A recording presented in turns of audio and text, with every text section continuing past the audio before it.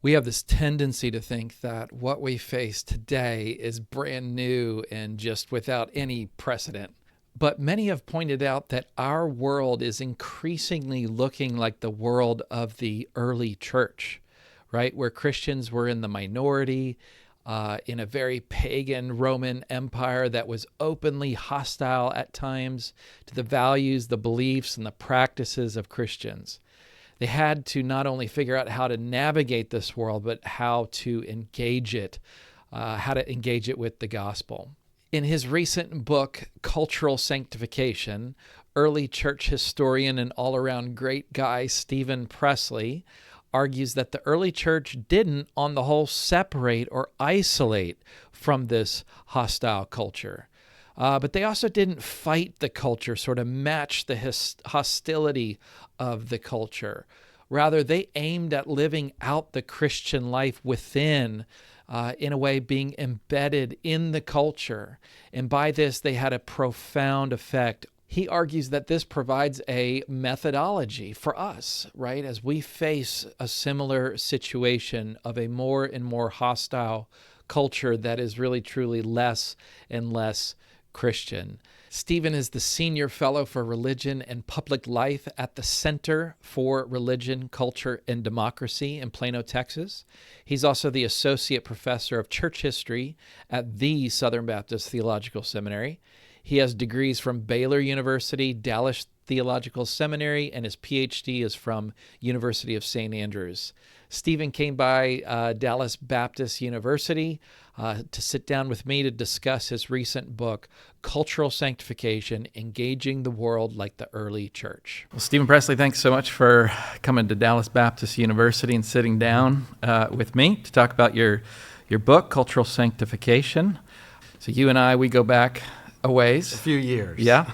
I think we didn't start our academic journey together, but we started our academic employment journey together. We did. And it's been quite the journey. So we got hired on at Southwestern Seminary together at the same time. So as I recall, Southwestern asked us being the philosophy guys, to develop a master's degree in Christian apologetics. There was a course on the books called Christian Apologetics in the Early Church. Is that something like that? That's right. And this book really kind of comes out of the material from that course. Yeah. Is that an accurate? I think so. Okay. I think so. No, first of all, thank you for having me. Yeah, of course. We go back a long time, and I loved, even when we were working at Southwestern, our families were often together quite a bit. And you and I had so many wonderful conversations just in your home and just riding back and forth to school. But yeah, this book is born out of, for many years, I've been studying those early Christian apologists, those pre-Constantinian Christians who were just trying to get their footing in a Roman culture, a culture that is infused with ancient philosophy. And so I loved that course. I loved working with so many of you, and kind of it was just a wonderful kind of opportunity to sort of to contemplate the intersection between philosophy and theology. Yeah, and I think we loved it too because, one, it got more faculty involved in the program, and it gave the students, a kind of broader perspective on apologetics. And I think if I were to put kind of in a word the book, right, it seems to me that you argue for cultural sanctification, right? So this is kind of like the way in which we ought to engage culture, especially in our current setting. But it's a kind of middle way, so that you have, and we've got lots of examples of this, and some good people on both sides here, I think. We've got, the sort of tact or the methodology to isolate from culture, right, with the worry that culture will, or that Christians will just accommodate too much of the sort of secular culture and those sorts of anti-Christian values and so on. And so we need to isolate and separate. The other extreme is to match the hostility of the hostile culture around us and sort of have this warfare model, be these sort of cultural warriors. But you're arguing for that middle way, right? Something like, in a word, as I was thinking about it, it's like, we just need to be Christian within a culture that's, again, hostile in some ways to our Christian, way of life. But we just need to be Christian embedded in the culture.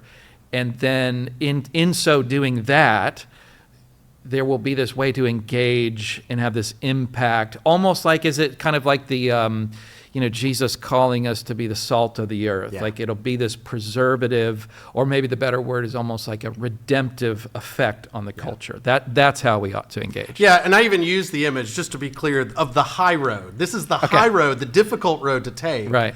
Which is a road, and sort of isolation can take a variety of forms. I know this connects with your work.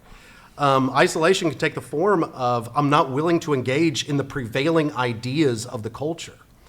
And that was definitely not the early church. Sure. I mean, they were steeped, they were trained in ancient philosophy. So there's an isolationist of, I'm not going to touch the way the world is thinking, when the apologists took the other side. No, I need to know. In fact, in the chapter on ancient Christian education and the intellectual life, I have to know it so well to be able to address it. And so that isolation, it can also take the form of, and I talk about embeddedness, there is a healthy distancing that needs to take. There are gladiatorial games, there are festivals, or in the infusion of idolatry into entertainments, that the church has to navigate that, sifting wheat from the tares. On the other hand, the church knew, I can't always approach things through a militant kind of orientation. In fact, Justin Martyr's first apology, an example, he's actually engaged with the sort of the political figure of the day. He's engaged with the emperors, and he's writing, trying to appeal to their reason, trying to get them. So there's not this like aggressive. In fact, in one point, they ask him that in one point, Justin says, writing in his first apology, you hear there's a kingdom coming, because Christians are talking about this kingdom. But he argues, this kingdom is greater than any human kingdom. In fact, if it were just a mere human kingdom, we should deceive you. We could run out, marshal an army, come in here, and try to take charge. But he doesn't do that. He says Christians have a greater kingdom coming. Of course, he means the kingdom that comes through Christ. And he sees a path that is an embeddedness that is trying to, I use the language drawing on the great missiologist Andrew Walls, of an indigenizing principle where you're embedded, and a pilgrim principle where you're not entirely absorbing the culture. And so that's the path we're trying, I think the early church is trying to walk. And I think that's that middle way. So it's not entirely separate, but there is going to have to, you're not also going to accept culture whole cloth. It's going to be that sort of almost nimble way in which you, again, be Christian. Absolutely. Just be Christian. This isn't that hard. No, it is hard in a way, but be Christian, but within the culture.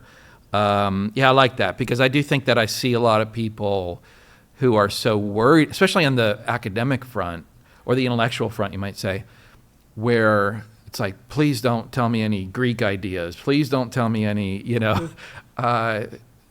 sort of these non-Christian philosophical views, because that might taint me. That might rub off on me a little bit.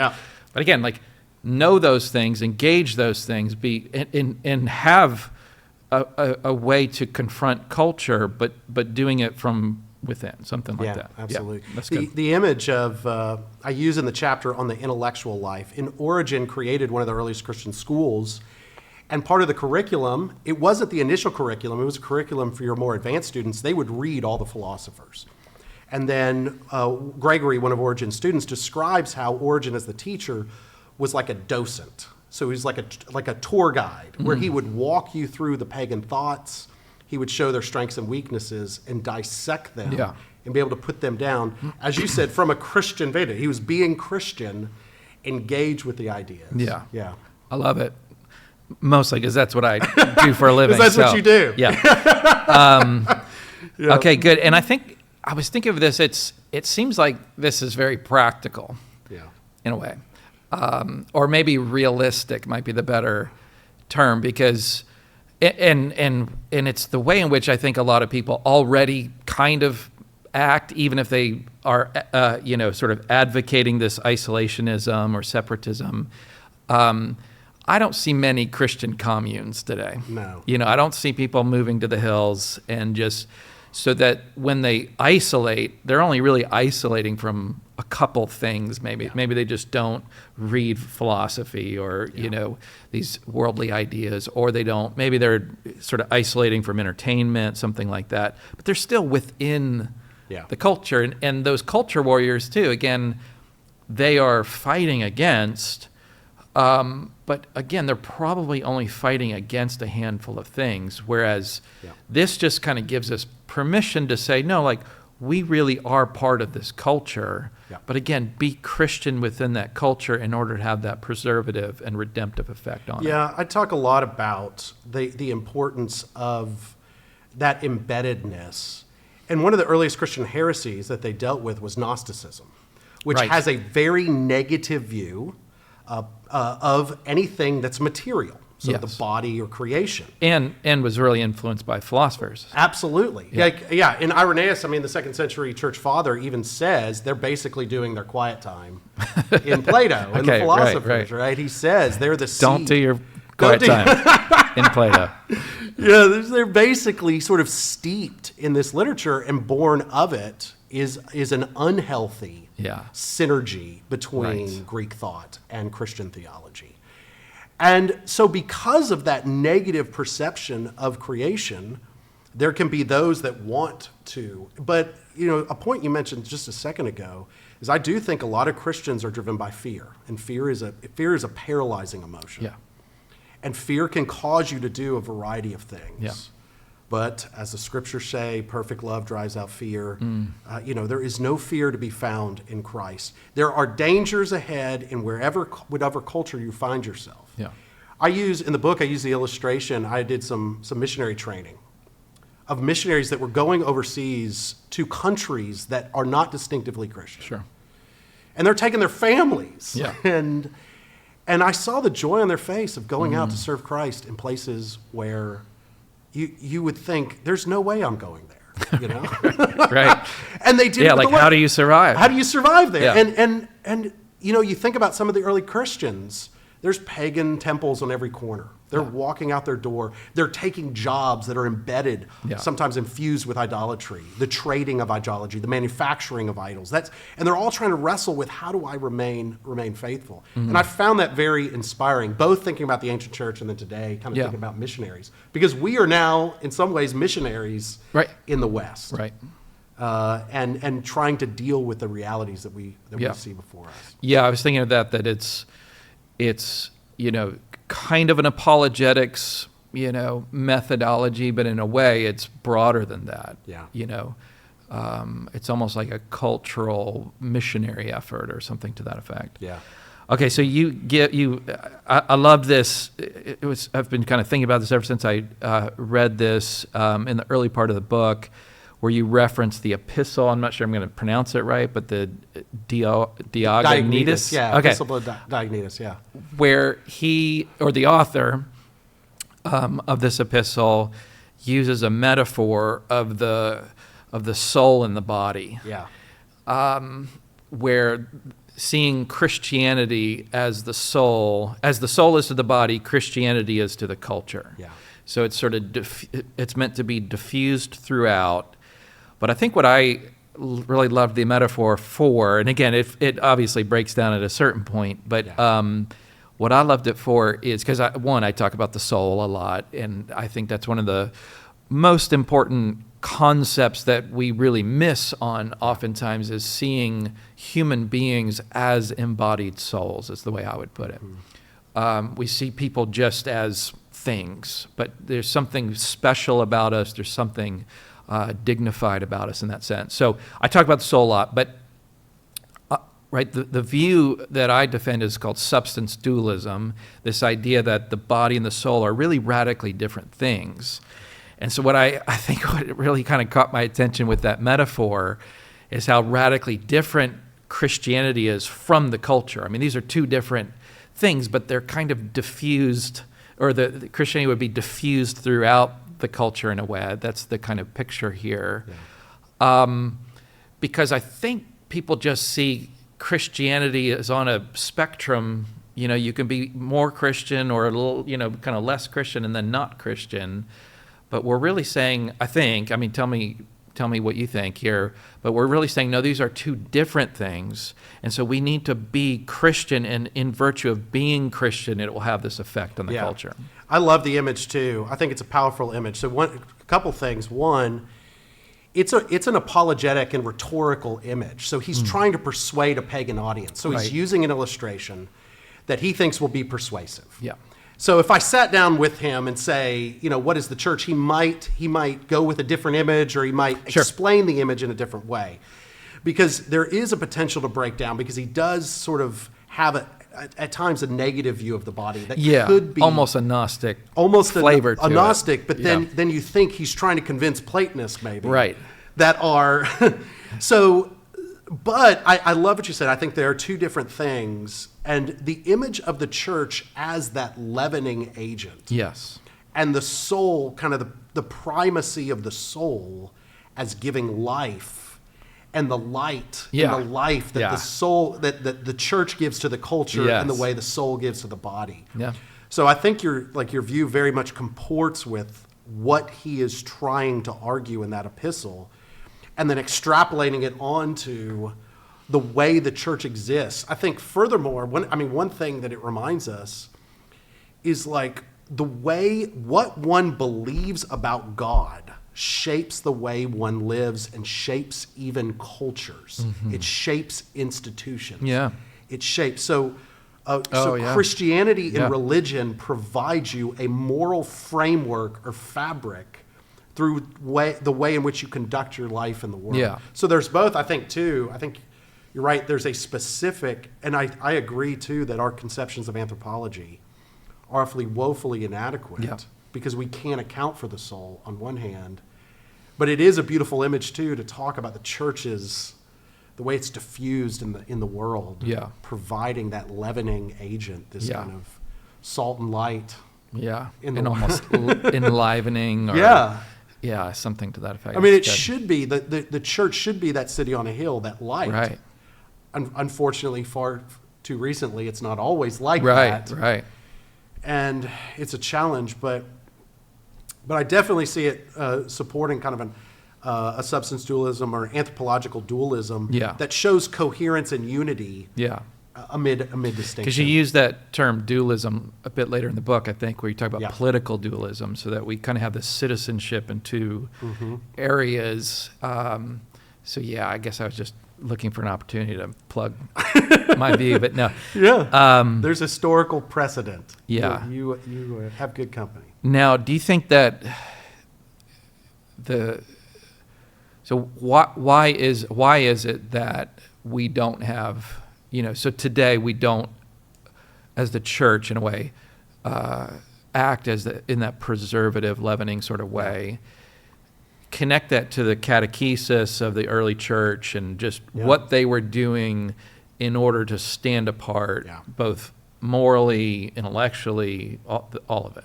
I think this goes back to, even your first question.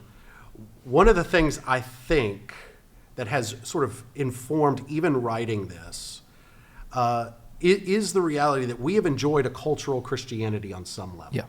A lot of our evangelical community, a lot of Christians, even mainline Christians, have grown up in a kind of culture of Christianity. In a certain way, that culture had done its own catechesis on people. So let's say a view of marriage, a view of the human person. These sort of things were ingrained in culture, but now institutional transformation has really kind of pushed Christianity out of institutions. As a result, those institutions have imbibed a different view of life, a different way. So now the problem is Christians, especially in the last 20 years or so, are having to inhabit educational institutions, government institutions, voluntary associations, churches, all kinds of places that have deviated, and suddenly they're like, oh, what does it mean to be Christian? Mm-hmm. What does it mean to hold a Christian view of the human person? Yeah. That you just alluded to. What is that? And then how does that shape my life? So I think with the breakdown of Christianity in particular being sort of sidelined in some of our cultural institutions, it's forced Christians to really think, to take a step back and say, okay, what is it that we believe about certain moral positions, and then how does that shape our life?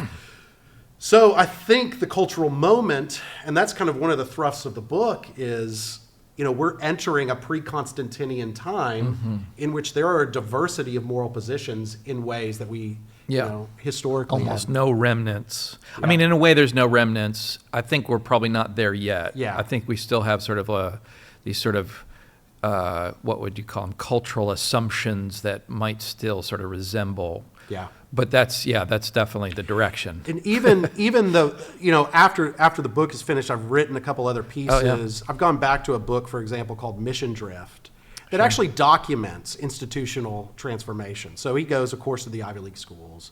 He goes to other educational institutions that had been historically founded for religious purposes, but no longer. He cites things like the YMCA that had a historic Christian mission, but have publicly no longer identified themselves with any sort of Christian mission. And you have these sorts of organizations that historically had provided sort of the fabric of the culture that have moved away from that. And the problem, I think, is that not that they have have no worldview. They're adopting other perspectives that you well know. Right. You're engaged with students and you're engaged in this world. So they have taken on different sort of philosophical and moral positions that the church now has to figure out how to navigate. Yeah. And your students and so many are trying to figure out how to navigate. Yeah. And so how does catechesis sort of the church figure into that? And maybe define catechesis. Yeah, catechesis comes from the Greek term simply meaning teaching. And it's really interesting if you look in the early church, even up through the rise of the medieval period, the church are writing sort of discipleship curriculum because they recognize discipleship is essential to getting people to figure out how to live in a world where there's so much of the culture that is foreign. So, there's several early catechetical manuals all the way up through. I cite Irenaeus has one, 2nd century church father. Augustine, 4th century, 5th century church father has a great essay called On the Catechizing of the Uninstructed. Like, how do I disciple new believers? And he has a great bit at the beginning where he says the first thing you do is you tell them the story of the Bible. So you give them a worldview of the Bible. And then he goes on to give some additional advice. But so the early church are realizing discipleship is suddenly front and center. Yeah. And so that's why I spent a lot of time on catechesis. And without that, again, I mean, I think that's the worry of today is that there's a lot of people who are Christians, but it's really more of a cultural Christian view where I always think of it as, there are certain people whose values and their maybe we would call them philosophical assumptions that they've not thought a lot about are really not too much different from their, say, atheist neighbor. The only thing different is what they do on a Sunday morning might be a little different. Yeah. Most Sunday mornings. Yeah. Maybe not every Sunday morning. But, right, so that this process was to sort of make sure that someone who's going to identify as a Christian, be a member of a true and genuine Christian church, goes through this gauntlet. Yeah, and I mean, it's funny. The references early on. I mean, there's one Christian text that says it was 3 years of discipleship before baptism. Right. And for us, that might seem extreme, but there was a reality that they're so infused with paganism. They were concerned about syncretism. Yeah. They were concerned someone might just join the church and Jesus would become just another god among a whole pantheon of gods. Yeah. And so in a funny bit, I've used this when I've taught church history or in other teaching settings. There's an early Christian text called On the Apostolic Tradition that gives you an interview. When a new convert comes to the church, there's this interview and they ask them all kinds of personal questions. Yeah. What do you do for a living? What kind of job do you have? Are you married?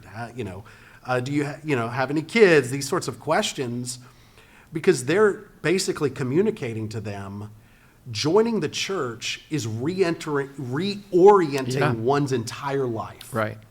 So if you were a merchant involved in the trade, the manufacturing or trade of idolatry, you might have to reconsider your whole profession. Your whole profession. Yeah. And so I'm not saying there is no way that they are perfect, but the Sure. point is they're trying to figure out how to live a Christian life while embedded. Yeah. And that's what I mean by that, like, dualism idea, the soul to the body. It's like, to be a Christian, man, this isn't just like joining a club or even becoming a citizen of a nation. This is even something much bigger and much richer and deeper in a way than that. And so to just say, all right, like a lot of our churches do, where it's like, let's have an afternoon meeting, and all right, let's shake hands. You're a member of the church now. This like involved, again, almost like a boot camp, for church, for Christianity, and you've got to get through just to be a member. And one of the questions I get along this line always is sort of like the Ethiopian eunuch, for example, who confessed his faith and then was baptized, or some of the Roman soldiers. It's funny, Irenaeus actually in the 2nd century brings up these texts. And one of his points is, what was the Ethiopian eunuch doing? He was reading Isaiah 53. Sure. And he looks at Philip and says, who is this talking about? Yeah. And so Irenaeus' point is, especially those coming out of Judaism had already been catechized. Right. And even like Cornelius is a God-fearer, which implies some type of pre-catechesis or pre-discipleship. But then he points to like Paul of Mars Hill in Acts 17. And what does Paul do? If you look at Paul, he begins with first principles. How many gods are there? Right. Let's establish that. Right. Then we can work down. And so really what Irenaeus is showing is how the apostles that engaged paganism had to really begin with like first principles and apologetic defense of who God is and who Christ is. All of all the stuff that you do that is so important, for students and for people is recognizing I have to defend the faith first and get them to a basic concept of Christian conviction. Yeah. Through, of course, the work of the Spirit. Right. But that's the challenge. It's like the Ethiopian eunuch versus Paul and Mars Hill. There's tensions here that you're trying to work out because of differences, let's say, in pre-catechetical formation. So translated today, it might be different if one grew up in the South or one grew up in a different part of the country. Right, the kind of Bible Belt. Yeah, something like who that. may have some experience with Christianity in the past. Yeah, you wouldn't have to go back to those very beginning concepts and so on. Okay, good. Yeah. All right, I meant to ask you this earlier, but what are one or two kind of just prime examples, or stories? And one thing I know about you is you're a great storyteller. So tell us a couple stories here of where you see this kind of methodology kind of playing out really well. Well, every chapter begins with a story, and I tried to go back, and my kids tell me those are the only interesting bits, right, when I tell a story. So, I mean, I love the opening chapter of Polycarp. And what I found fascinating, I go back to that a lot, because here is a Christian bishop in Smyrna.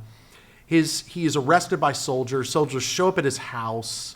He invites them in and sets a table before them. I mean, just classic image of setting a table before your enemies. Then he prays. He prays for so long, the soldiers become convicted. Mm-hmm. They're on the way back. They're trying to convince him to pinch incense to Caesar, to worship an image of Caesar, and worship the pagan gods so he can go along about his day. And then Polycarp gets to the amphitheater there in Smyrna. The crowds are yelling at him. And what I love is he has this great interchange with the proconsul there. And the proconsul is asking him all kinds of questions. And it's funny because you can tell the proconsul is just sort of bothered about being there. He just wants this whole thing to go away. Yeah. But he's got this pesky Christian who actually believes things. Yeah. and he's like, why won't you revile Christ? And Polycarp, of course, has that very famous line, for 86 years I've served him. He has never done me wrong, my Lord. How can I deny him now? Yeah. But then one thing that I find fascinating is he quotes, like the proconsul asks him another question, and then he quotes Romans 13 right there. And he says, because the apostles have taught us to give respect to those in authority, I will answer your questions. Mm-hmm. And so there's that political dualism that is at play. It's manifested here. And of course, Polycarp loses his life. Sure. And so you have this sort of image. I end the account with martyrdom with Blandina, a woman who is martyred. Another incredible story that's the closing chapter on hope. But one other one, I tell the story of a Roman soldier. Tertullian tells this story.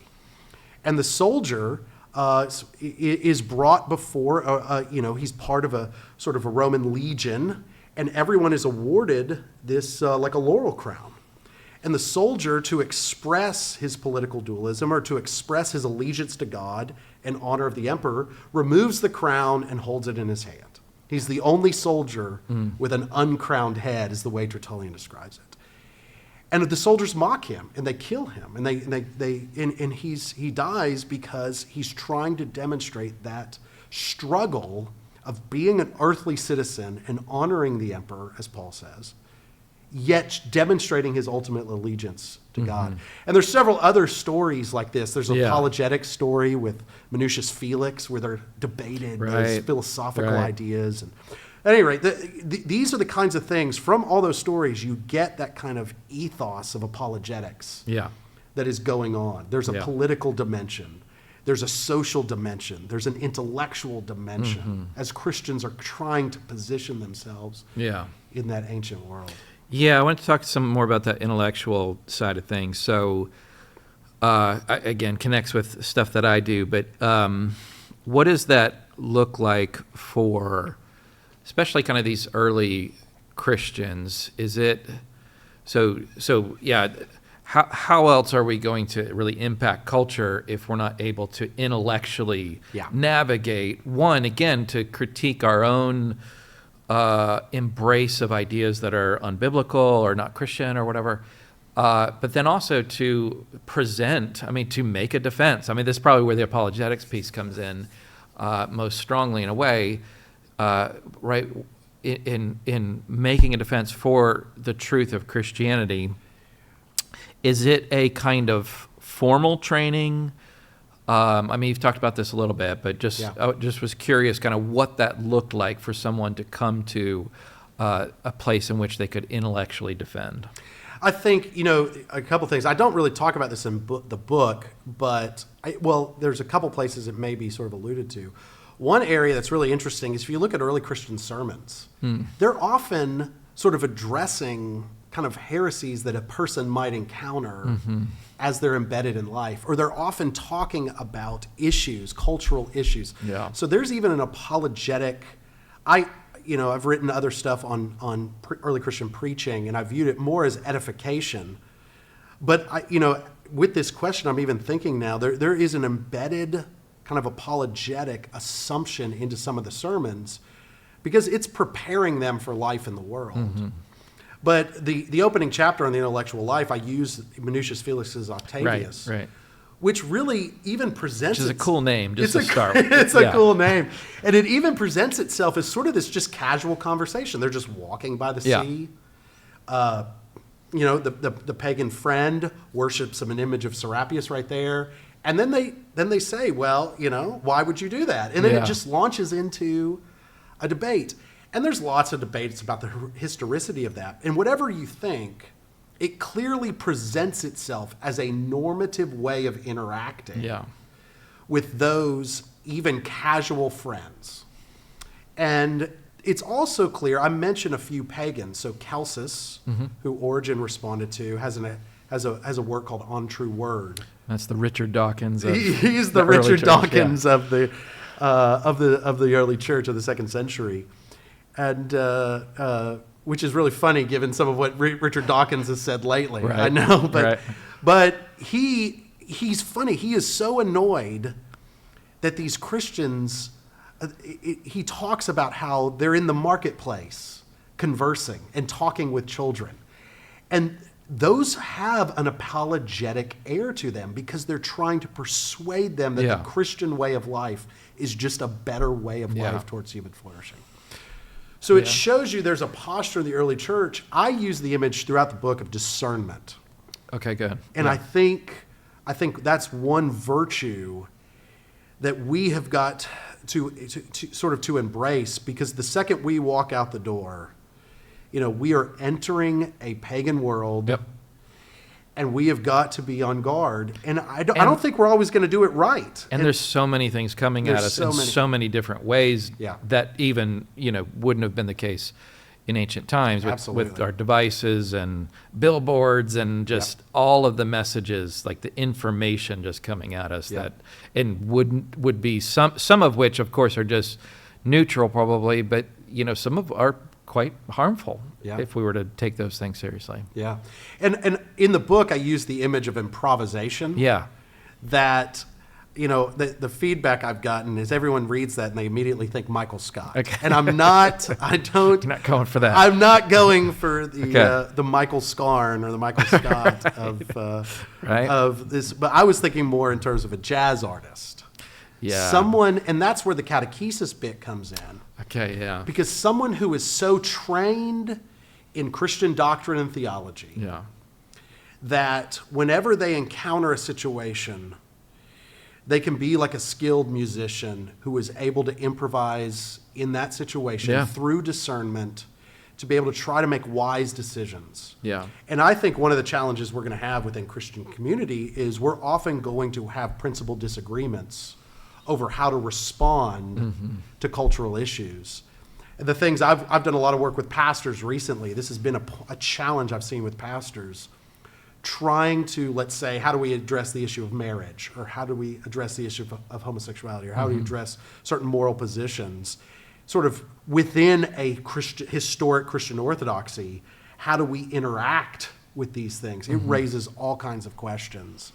And so I think that's going to be, discernment is the umbrella, but man, when we start to get into how do we maintain Christian unity and conviction and love and demonstrate the beauty of the gospel while we're trying to embed ourselves and interact with all these kinds of positions. And I love that too, because, sometimes it can feel like, well, everything's already been done. You just look to these, various authors and speakers and people that are out there that have, made these great cases. But the reality is, no, like, culture's changing all the time. Yeah. And there's a need for the next generation of people to be raised up where they're going to be able to kind of make the case in the way in which it's needed for that cultural moment too. And without that and that's in a way what often is our problem. We're just locked into the old ways of doing things, and there's not the creativity, because improvisation, I think you talk about that in the book, this need for like creativity and discernment, and again being kind of nimble and able to weigh in particular ways. Because I think that's what's great. I was going to ask you this actually. Do you see? Is there a kind of critique? We're not looking to call anybody out necessarily. I mean, you can feel free to if you want to, but is there ways in which like contemporary apologetics misses on some of this that would be really helpful to look at those sort of early centuries of the church for a better, more powerful, more effective apologetic? Well, I think one of the things that came out from the book is, and this goes back all the way to even doing that class or teaching that class on early Christian apologetics, is I realized quickly, as you survey the ancient apologetic literature, how holistic it is. That it is a way of life. Yeah. It is a pattern of living. And so it definitely draws it pulls on all those threads. So there's that moral thread it pulls on about how do I make wise moral choices? Yeah. And how do I handle certain moral positions? And then there is that rational bit of I encounter a Platonist who is making claims about God or about creation, or a Stoic. Yeah. And I've got to have a reasoned defense. And these things are organic, so it's not like I have to be able to address every single person at every single time. There's a growth and there's a learning that comes through the Christian community. So I think that's one of the challenges, and it's one of the things I've learned, and I think simultaneous to that, this disillusion of a Christian culture has reminded me how important it is to have that consistency between one's faith, one's life, and that unity that it brings. Yeah. So to respond to like the contemporary apologetics movement, and I see so many people doing good work in this area, realizing that point too. Yeah. And I just bring this historical precedent saying, look, apologetics in the early church, as it's traditionally done, was very much holistic. Yeah. And kind of trying to conceive of all those threads, the unity or the through line being the way of life, a path of living. Right. That pulls all those things together. Right, yeah. And I think that's been a good thing. Our mutual friend, Paul Gould, has talked a lot about cultural apologetics. And anyway, I think that's really impacted me and how I approach this too. So when I define apologetics, I don't just define it as the defense of the truth of Christianity. We do a lot of that, but it's also the defense of the truth, goodness, and beauty of Christianity, because there's a lot of people that, aren't really seemingly rejecting Christianity today because it's not true. They kind of don't care about that maybe so much. It's that it's just not good, or it's not beautiful in a way. And so many people, especially so many people in our church, no doubt your students are experiencing this, because as you live, the issues, the sort of the secular issues are constantly raised in your work, questions, all kinds of questions in your jobs, in your work, and so many different things that you're involved with, that suddenly apologetics has a very practical, tangible sort of a vision of it, of guiding one's life. Yeah, it's good.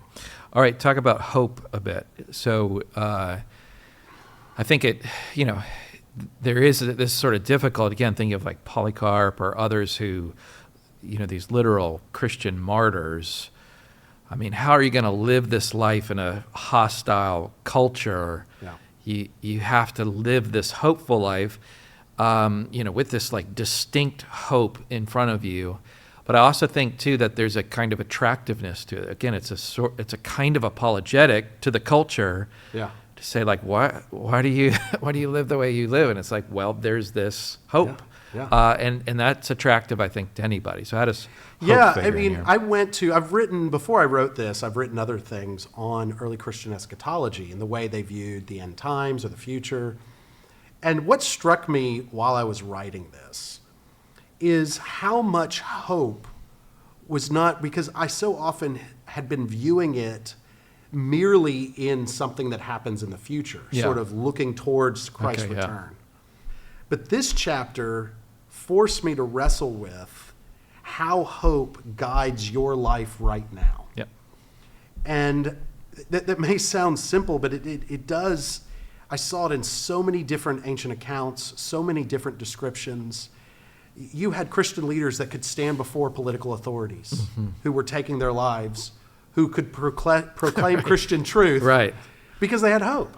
Before they're going to be burned at the stake. And it's not like they were all perfect. In fact, in the account, the Martyrs of Lyon and Vienne, which I describe, which it mentions, it walks through, this was in 177 AD in Lyon, what is modern Lyon, France. I've actually been to the amphitheater where this is. There's I sat with my wife and my oldest daughter, who was the only one we had, and I read this account. And it's very dramatic, right? Yeah. But in this account, it walks through all of these Christians that remain faithful. But it says around 10 or so pinched incense. They worshipped a pagan image and went about their business. And so it shows you not everyone is doing this. Sure. But even at the end of the account, the Martyrs of Lyon and Vienne, the Romans and sort of the Gaelic tribes who were there, they ended up burning their bodies, and they would not let the Christians bury them because they knew Christian resurrection made certain claims and gave the people hope. So they were trying to stamp out hope, not allowing the Christians. But of course, the text ends with with these descriptions about and a defense of the resurrection and a hope of the resurrection, even in those kinds of cases. So hope was like walking with them. Yeah. Hope was the theological virtue that guided their every step. And I think that's the vision that I've tried to embrace. Even in the midst of cultural turmoil, that we walk in hope. Jesus Christ will come again in glory, judge the living and the dead, and establish a kingdom that will have no end. Yeah, that's awesome. Yeah. Okay, so one of the things I want to ask you is about the embrace of Christianity by Rome. So when Constantine, this 4th century, right? So you're primarily focused on probably a little bit at the end of this 1st century, but primarily the 2nd and 3rd. Do you see the embrace of Christianity? I mean, it's a little bit of a funny question, and it's probably going to be mixed, or depends what we mean. But is the embrace a good thing, right? So, I mean, is there almost like a need for it to be a bit hostile, need for it to be a bit difficult? I'm just as a historian, like, do you think of that? Because in one way, I could see it as a almost argument for this methodology, is to say, look, not only is this, biblical and has these advantages, just look at history. These persecuted, maligned, misunderstood Christians took Christianity and it became the endorsed religion of the Roman Empire. Yeah. So it's kind of like this argument for the methodology to say, this works. There's huge success here. But I just wondered if is that a success, or is it, how do you think of that embrace? Yeah, I mean, after of course, just a couple key examples. Eusebius, the church father who wrote a very extensive 10-volume history of Christianity. He ends book 10, or in book 10 of church history, he talks about the coming of Constantine. And again, when I would teach church history 1, I would walk through book 10. Mm. And it's wonderful to walk through, because Eusebius gives all of these glowing praises. Finally, Constantine is the emperor, and all the grass is greener. The trees are going to flower, church is going to flourish, and of course that didn't happen. Sure, and so that's why Augustine later writes City of God. Sure, and City of God is written as Rome is being sacked, and they're all blaming Christians, and saying, "Look, Christians had their chance." And they couldn't establish, the kingdom of God on earth. And so Augustine writes City of God as a trying to understand the relationship between church and state. Really, I mean, there's a lot of other things going on there, sure. but that's kind of the vision. And the medieval period is filled with all kinds of tensions of trying to figure out this relationship between church and sort of the political entities. And then you get to the Reformation, and all your Reformation communities, be it Luther and Lutheranism, your Reformed tradition, your Anabaptist tradition, they're all understanding the relationship of church and state slightly differently. Okay. And so, the rise of Constantine had some benefit. I mean, Christians are no longer killed. Right. I think this is a good thing. But, it did present new issues that the church had to deal with. Yeah. And I think this is why doctrinal development is so important. Okay. And so I think it continues today. Mm-hmm. So history becomes a key source for us to go back to, but I would not want to exclusively look at the early church as sort of this only understanding of the right relationship between sort of the church and the political authorities. Yeah, and that's the need for discernment again, because we don't live in one sense we're becoming more pre-Constantine. But in a very real sense, we're post-Constantine. Totally. So we're in a culture in which it's going to be different because of the what might be remnants, or again, those sort of guiding cultural assumptions might still be there. And even in the introduction, I talk about this is one of the key differences, and it's something I wrestled with. I was writing the book, and I mean, I know you have thoughts on this too. But I talk about grieving the loss of Christendom, and this is different from some of what the early church was dealing with. I mean, they didn't have to struggle with the reality that Christians had sort of political power or had cultural power, and those institutions are crumbling. Lost, But I work with pastors, who have people in their church who have donated money to institutions, let's say educational institutions. Their names are on buildings. Mm-hmm. And those institutions that they love and they are strong believers no longer represent or reflect. Right. And so they have to wrestle with coming out of that. And so there is a loss. And I think it's much more complex for us and much more challenging as we try to figure out how to live the Christian life while grieving some of the things we're losing. Yeah. Yeah, that's good. Okay, sort of the last question here. I always like to, given that the channel is focused a lot on, just sort of asking the big questions and finding our way through the what we might call intellectual struggles. What's for you in your journey? What's been one struggle or doubt or something that you've had to really wrestle with and see your way clear? Yeah, I think that's a great question. And this book, I think I want to reflect upon this book. There's a movement right now, no doubt many of your students and others maybe watching this are familiar with. It's sort of a resource mom movement. There's a revival of interest in ancient culture, ancient thought, and even the church fathers. And I look back upon my even kind of spiritual journey when I got to college. Yeah, there were a lot of questions swirling, a lot of religious questions, and a lot of questions about the legitimacy of Christianity.